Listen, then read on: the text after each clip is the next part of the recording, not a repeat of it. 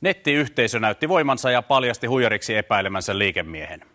Tutkinnan kohde ärsyyntyi siinä määrin, että yritti enemmän tai vähemmän peitellyin uhkauksin lopettaa keskustelun.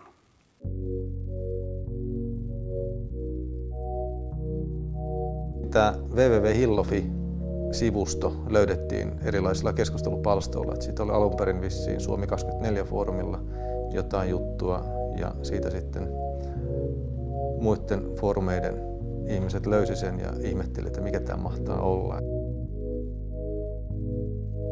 Se oli tämmöinen joko puhdas pila tai sitten tosi tarkoituksella tehty ikään kuin huijausyritys, jossa ihmisiä haluttiin saada lähettämään rahaa johonkin tiettyyn postiosoitteeseen ja luvattiin sitten tieto siitä, kuinka rikastua. Jos sen saman osoitteen lyö Googleen, niin Google antaa sitten hakutuloksia niistä sivuista, joissa on mainittu tämä sama postilokero-osoite ihan yhteydestä riippumatta. Sieltä löytyy ensinnäkin tämä Lastenapu ry. Sieltä löytyi sitten helsinkiläinen yritys, joka pyörittää muun muassa nettiradiota, mutta näissä kaikissa oli kuitenkin jotain hämärää. Se nettiradion radiovirta oli kopioitu amerikkalaiselta radioasemalta.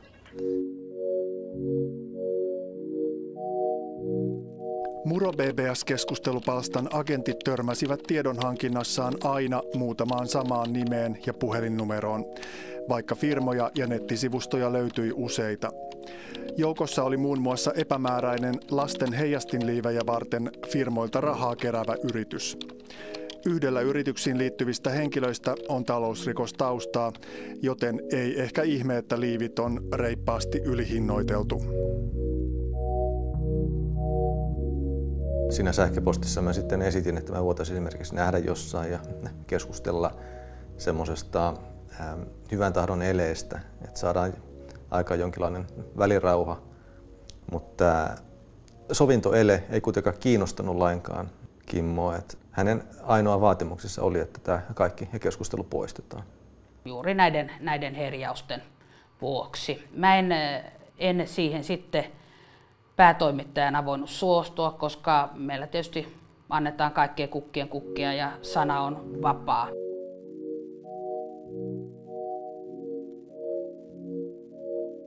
Se aihe, josta tässä ketjussa puhutaan, niin siellähän on taustalla kaveri, jolla on tuomioita. Mutta nyt tällä hetkellä juuri niin näillä keskustelijoilla ei ollut näyttöä varsinaisista rikoksista. Silloin on syytä olla aika varovainen, kun lähtee nimittelemään. Ensimmäisen viikonlopun aikana tämän Kimmon omille sivuille ilmestyi tämmöinen blogi, jota hän mukamas oli tehnyt jo edellisestä vuodesta lähtien. Ja siinä vaiheessa, jos tuomittu linnakundi vihjailee, että hän saapuu eestiläisten lihaskimppujen kanssa ovelle, niin se on jo aika ikävä asia.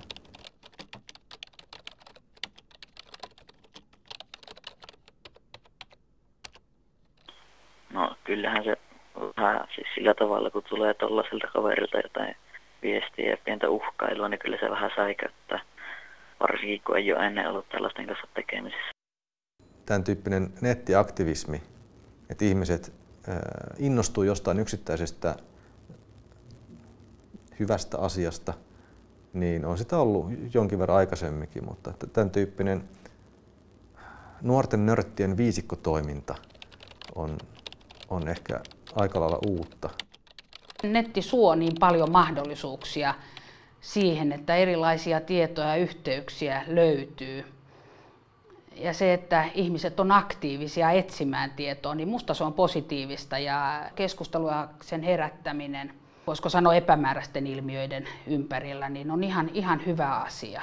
Et jos hyvän tekeväisyyden nimissä soitellaan yrityksille ja pyydetään heiltä lahjoituksia lapsille tai kiusatuille tai muille vähäosaisille ja sitä rahasta sitten ei meekään sinne kohteeseen juuri mitään, niin mun mielestä lainsäädännössä pitäisi ottaa enemmän kantaa tähän asiaan.